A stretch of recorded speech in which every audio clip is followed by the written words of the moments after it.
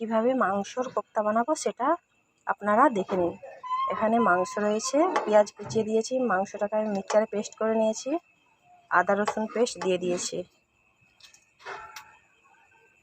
ভাজার জন্য গরম হতে দিয়ে দিয়েছি। ততক্ষণ আমি এই মশলাটা তৈরি করে নেব কোপ্তার জন্য।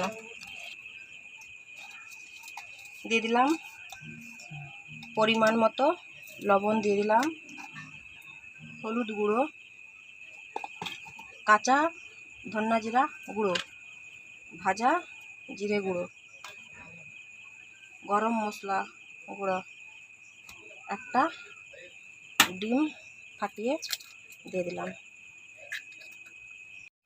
দিয়ে দিলাম অল্প পরিমাণে একটু সয়া সস দিয়ে দিলাম। উল্টে দিচ্ছে, উল্টে পাল্টে ভালো করে লাল মোচমোচা করে আমি ভেজে নেব।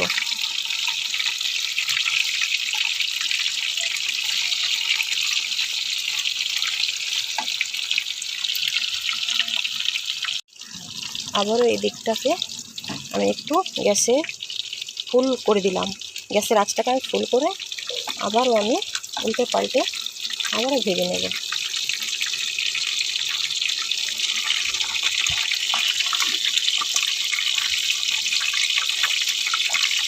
একদম লাল লাল মোচমোচা করে ভেজে নিয়েছে, তুলে নেব।